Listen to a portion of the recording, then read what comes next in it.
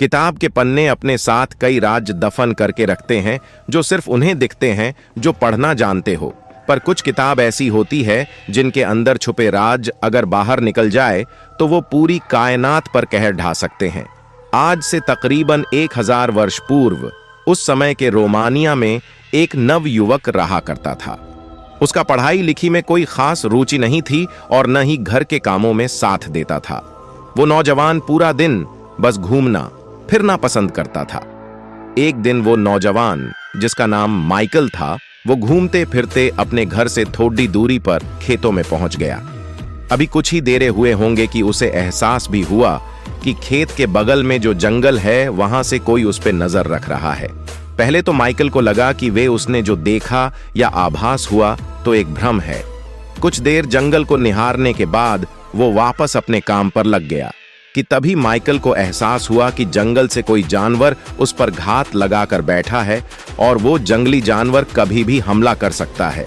ऐसा विचार दिमाग में आते ही माइकल के पसीने छूट गए। वो पर-थर कांपने लगा। उसे लगा कि यूं आप नहीं बचेगा, लेकिन तभी उसके दिमाग में एक विचार आया कि क्यों न जंगल में जाके देखा जाए। माइकल हाथ में एक डंडा लिए डरते हुए जंगल में प्रवेश कर गया और कई घंटे तक लगातार खोजने के बाद भी उसे न तो कोई जानवर मिला और न ही कोई इंसान। काफी देर एक भटकने के कारण माइकल काफी थक चुका था। माइकल ने अपने पास पड़ी डीडीढे पेडी डीडीच की छाल पर बैठ गया और माइकल को बैठे बैठे नींद आ गई।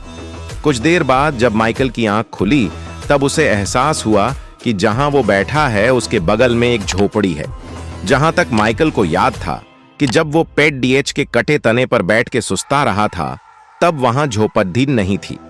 अभी माइकल सोच में डूबा हुआ था कि तभी सूरज डूब गया और जंगल में घना अंधकार फैल गया। माइकल के पास रोशनी का कोई साधन नहीं था, लेकिन झोपड़ी से आ रही रोशनी ने माइकल को बेचैन कर दिया था और जान बचाने का एक ही मौका था। माइकल डरता हुआ झोपड़ी में घुस गया। झोपड़ी में सिर्फ एक दिया जल रहा था। अंदर झोपड़ी में और कुछ खास नहीं था। माइकल की नजर झोपड़ी के अंदर एक कोने में पड़ी, जहां एक छोटा सा लकड़ी का आसन था और उस पर एक किताब रखी हुई थी।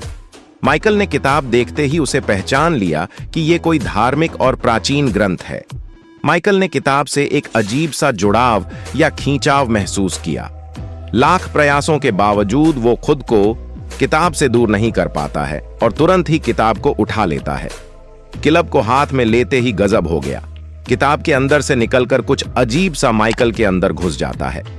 माइकल अचानक से उग्र होने लगता है और आसपास के स्थान को तहस नहस करने के बाद किताब लेकर बाहर निकल जाता है। लेकिन कुछ दूर जाने के बाद उसके हाथ से किताब छूटकर गिर जाती है और किताब को जब दोबारा उठाने का प्रयास माइकल करता है तब वो किताब को उठा नहीं पाता। घोर गुस्सा व निराशा में माइकल जब पर पहुंचता है तब उसे एहसास होता है कि वो इस किताब के बिना नहीं रह सकता है। लेकिन किताब तो ला नहीं सकता क्योंकि किताब अचानक बहुत भारी हो गई थी। इसलिए वो किताब लिखने के काम पर लग है जाता है। दिन रात एक कर जब वो किताब लिखकर पूरा करता है तभी उसे यानी माइकल को यह एहसास हो जाता है कि ये किताब बहुत ही जबरदस्त है और आने वाले भविष्य में ये किताब गदर मचाएगी।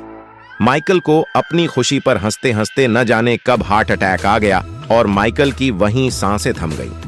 माइकल की किताब पर शैतानों के साए का कब्जा हो गया और उसके बाद जिसने भी उस किताब को पढ़ने का प्रयास किया उसकी अकाल मृत्यु हो गई। किसी ने सही कहा है, कुछ किताबें जिंदगी बना देती हैं तो वहीं कुछ किताबें जिंदगी बर्बाद भी कर सकती है।